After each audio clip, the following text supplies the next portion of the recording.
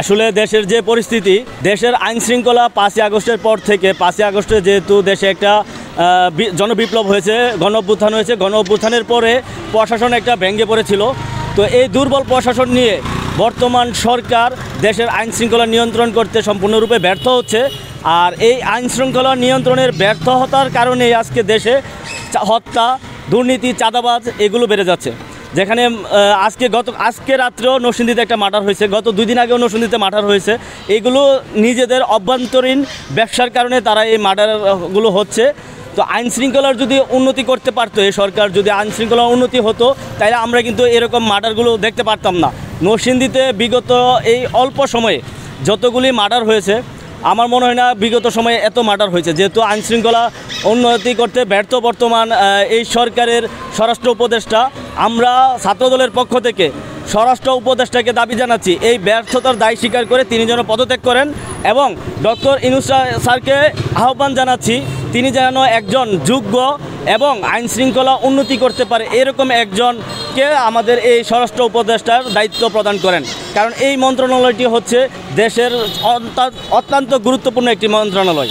তো এই মন্ত্রণালয় এমন একজন হাস্যকর লোকের কে প্রদান করেছেন যিনি দেশের আইন শৃঙ্খলার উন্নতি করতে চরমভাবে ব্যর্থ হয়েছে। তো আমাদের দাবি যে স্বরাষ্ট্র মন্ত্রণালয়ের এই উপদেষ্টা তিনি পদত্যাগ করবেন এবং দেশের আইন শৃঙ্খলা উন্নতির জন্য একজন যোগ্য লোককে স্বরাষ্ট্র মন্ত্রণালয়ে দায়িত্ব প্রদান করবেন। রাষ্ট্রীয় এবং আন্তর্জাতিক একটি চক্রান্ত হচ্ছে দেশকে, কারণ বর্তমান প্রেক্ষাপটে বাংলাদেশে বিএনপির মতো এরকম প্রতিদ্বন্দ্বিতা করার মতো কোনো প্রতিদ্বন্দ্বী নাই। তারা মনে করতেছে যে বিএনপিকে যদি কোনোভাবে ঘায়েল করা যায়, জনগণের কাছে বিএনপিকে যদি ব্যর্থ প্রমাণ করা যায়, তাদেরকে যদি দুর্নীতিবাজ প্রমাণ করা যায়, তাহলে জনগণ তাদের কাছ থেকে মুখ ফিরিয়ে নেবে। তারা বিএনপির জনপ্রিয়তায় ঈর্ষান্বিত হয়েই বিএনপির বিরুদ্ধে এভাবে মিথ্যা চক্রান্তে লিপ্ত হচ্ছে।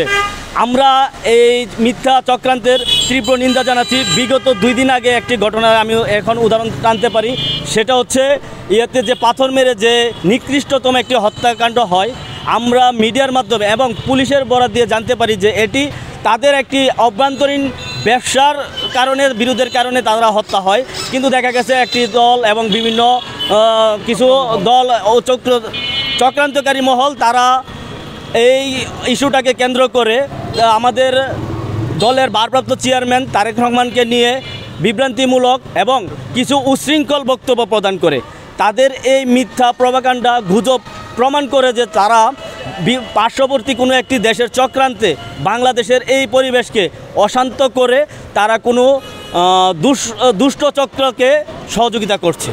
এটা আসলে বিএনপিকে মাইনাস করার চক্রান্ত তো 111-এও হয়েছে, -2 ফর্মুলা।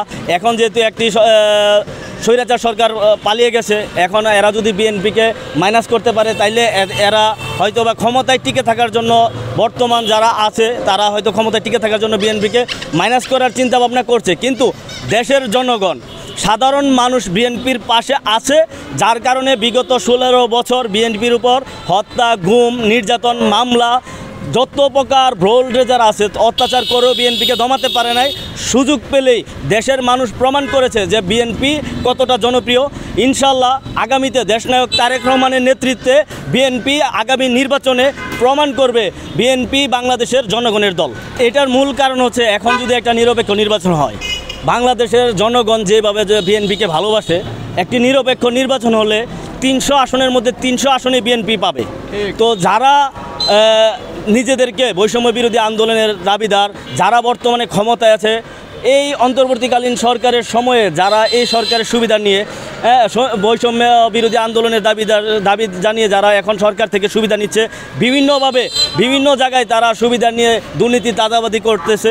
এখন যদি বিএনপি যদি নির্বাচনে যায়, তারা ব্যাপক আসন পেয়ে যাবে এবং তাদের ঝুলিতে সৈন্য হয়ে যাবে। এজন্য তারা বিএনপির বিরুদ্ধে এইভাবে চক্রান্ত করছে, জনগণকে মিডিয়ার সামাজিক যোগাযোগ মাধ্যমের গুজব ছড়িয়ে জনগণের মধ্যে বিভ্রান্তি সৃষ্টি করে বিএনপির জনপ্রিয়তাকে কমানোর চেষ্টা করছে।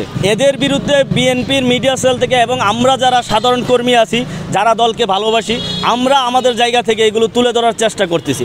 কিন্তু একটা বিষয় হচ্ছে কিছু দল আছে তারা ফেক আইডি তৈরি করে বট বাহিনী দিয়ে, যেটা একদম প্রচলিত এখন যে বট বাহিনী দিয়ে তারা গুজব ছড়াচ্ছে।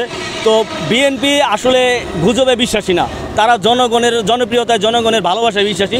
আমরা জনগণকে সাথে নিয়ে এইসব অপপ্রচার চক্রান্তকারীদের জবাব দিব।